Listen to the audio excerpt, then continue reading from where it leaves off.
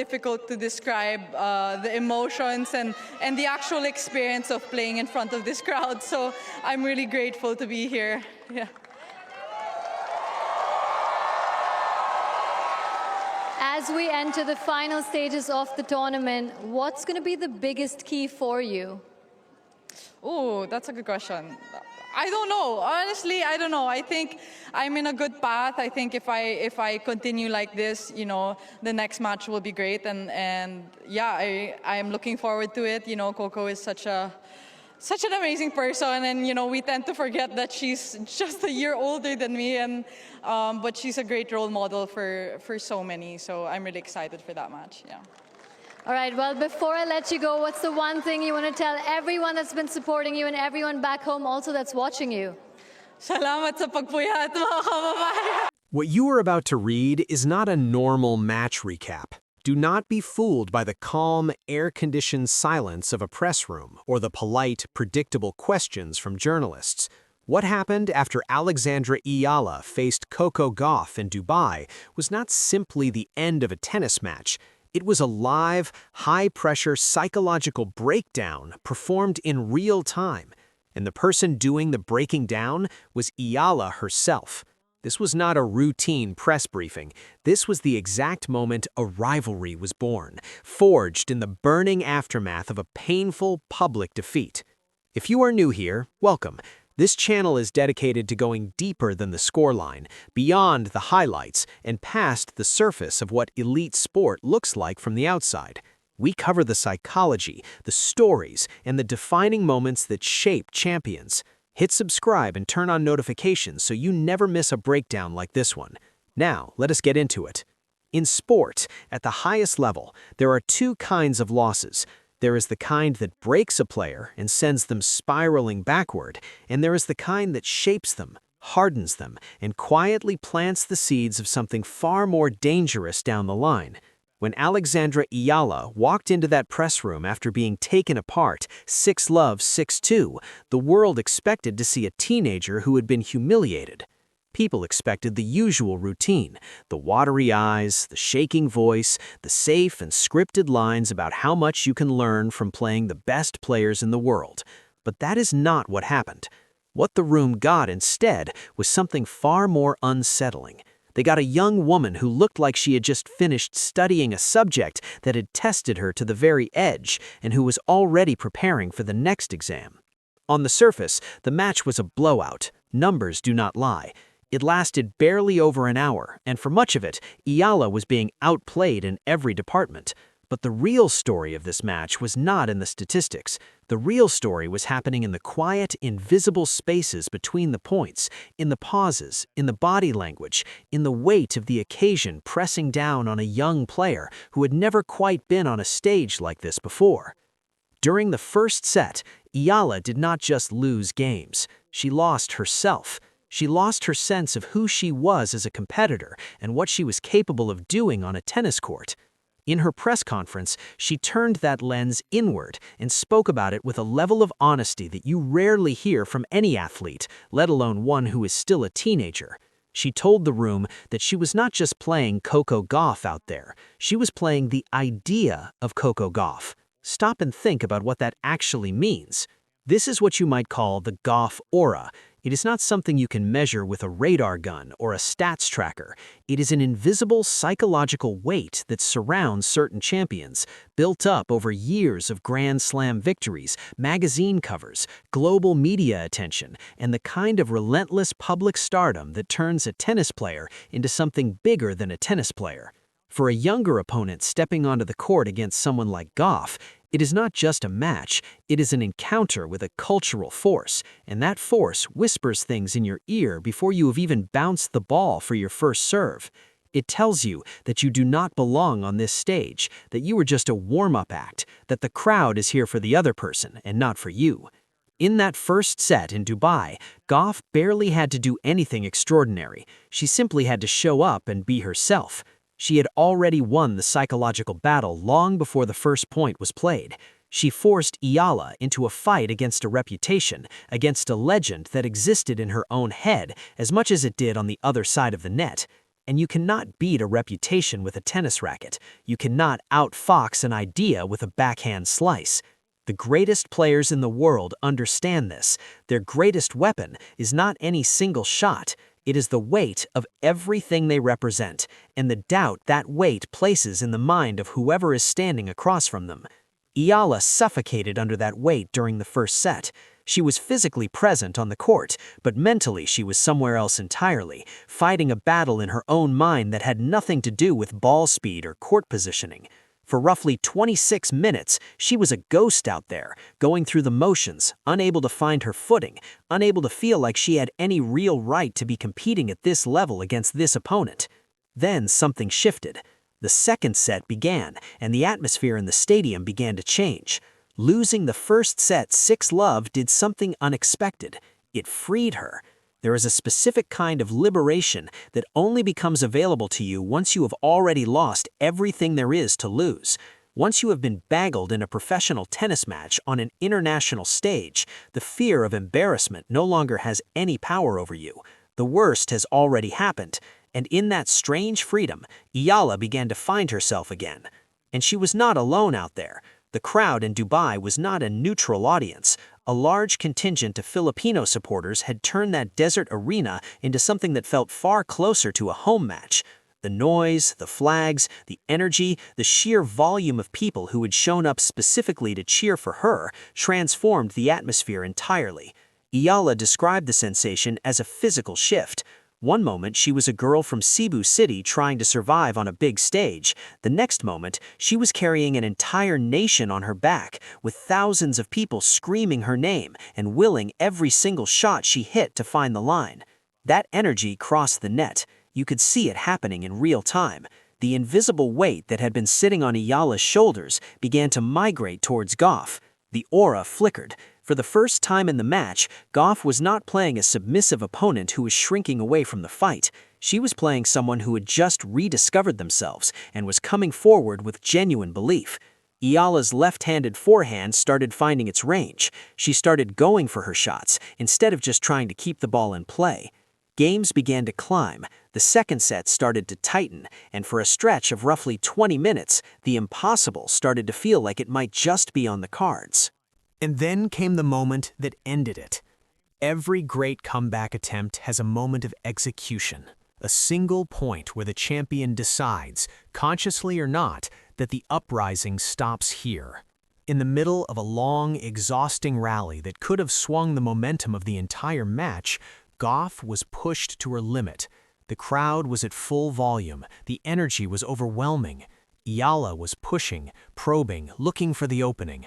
A lesser player in that moment, a player who was feeling even slightly uncomfortable with the pressure of the situation, would have played the percentage shot. They would have hit a high, safe ball down the middle, stayed in the point, and hoped for an error to come eventually.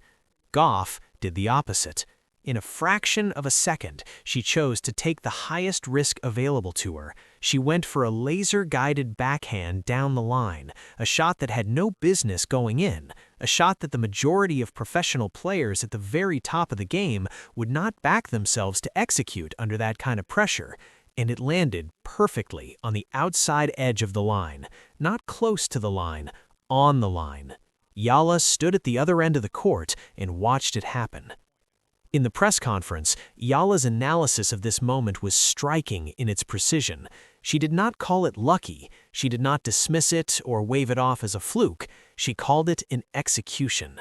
She said that in that moment, she understood that the shot was not just being played to win a point, it was a message. It was Gauff looking across the court and communicating something without words. Something along the lines of, "I can hear your crowd. I can feel the momentum shifting, and I am going to end this right now." That is what that shot was, a deliberate, ruthless act of psychological extermination dressed up as a tennis stroke. This is the killer instinct that separates the very best players in the world from everyone else chasing them. It is not something that can be taught in an academy. It does not come from watching videos or studying patterns or working with a sports psychologist. It comes from somewhere deeper and darker than all of that. It comes from an absolute refusal to let a situation slip out of your control. It comes from choosing to attack at the very moment when every instinct in your body is screaming at you to defend. Gauff did not just win that point, she broke the spirit of the comeback, and the match was effectively over from that moment on. But the most important part of this whole story did not happen on the tennis court at all. It happened afterwards, in the press room. When Alex Eala sat down in front of the cameras and the microphones and the notebooks, she did not look like a girl who had just been beaten 6-love, 6-2. She looked like someone who had spent the last hour running a very thorough experiment and was now ready to talk about her findings. She had the composure and the analytical clarity of someone considerably older and more experienced than she actually is. She did not hide behind excuses. She did not talk about the conditions, or a bad day, or a scheduling issue, or anything else that athletes sometimes reach for when they are trying to explain away a loss without actually confronting it. Instead, she acknowledged her mental defeat openly. She talked about the intimidation she felt and how it affected her play in the first set. She broke down Gauff's tactics and what made them so effective. She was specific, honest, and unflinching in a way that takes real courage, because admitting those things publicly means accepting vulnerability in front of the entire world. And then she did the thing that most players are too cautious, too polished, or too professional to do. She looked directly into the camera and issued a warning. There was no aggression in her voice. There was no frustration. There was just a calm, settled, quiet certainty. The kind of certainty that belongs to someone who has already accepted a painful truth, processed it, and decided what they are going to do with it. When she said that their next meeting would be very different, it did not land as the kind of post-match noise that gets forgotten by the following morning. It landed as a statement of intent. She was signaling something specific. She was saying that she had looked behind the curtain, that she had stood inside the shadow of the Gauff aura, felt its full weight pressing down on her, survived the experience, and come out the other side with her eyes open. She was saying that the psychological trick would not work the same way a second time, that she had, in her own words, developed a kind of vaccine against it. And when she said that, she was not just sending a message to Gauff, she was sending a message to the entire tour and to anyone watching who had written her off as simply another talented young player who had been given a lesson by a superior opponent. What we witnessed in Dubai was the birth of an origin story.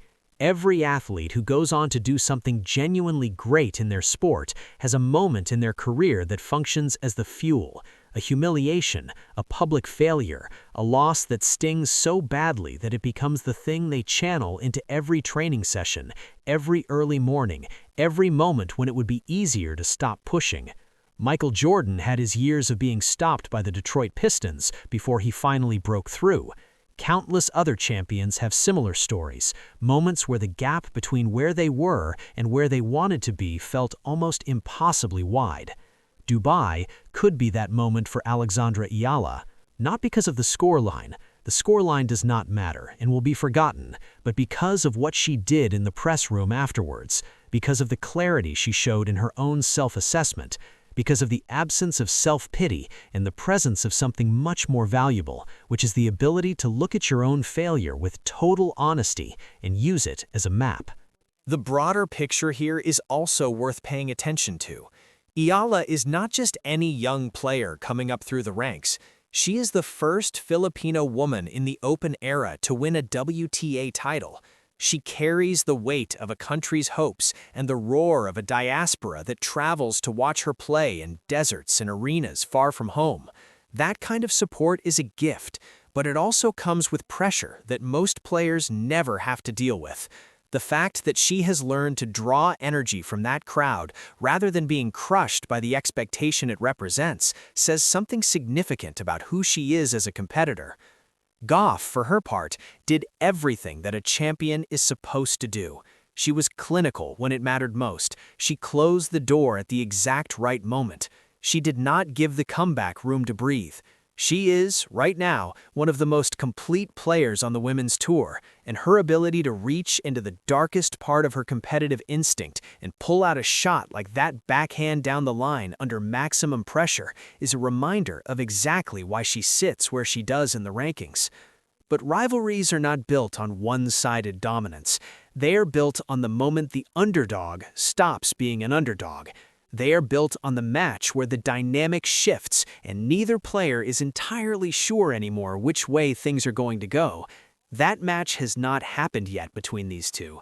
But what Eala said in that press room in Dubai was the first real signal that it is coming. And when it does, it will be because of everything that happened in that room after the scoreline had already been decided. The numbers said Eala lost, 6-love, 6-2, clean, comprehensive, total. But narratives in sport are not always written by the person who wins the match. Sometimes they are written by the person who walks into the press room after the loss, sits down in front of the cameras, and tells the world exactly what they learned and exactly what is going to happen next. Alexandra Eala did not win the match, but in that room, she seized the story. She planted a seed of doubt in the mind of a champion. She served notice to the rest of the tour, and she promised a sequel that every person who watched that press conference now wants to see. This rivalry has not just started, it has been lit. It has been consecrated in the specific kind of fire that only a crushing public defeat can produce. And the next time these two women step onto a court together, the invisible weight of the Gauff aura will still be there, but it will be lighter. Because Alexandra Eala has felt it, survived it, studied it, and already started building the answer. She is no longer playing against an idea, she is playing for something far more specific, far more personal, and far more dangerous. She is playing for what she is owed.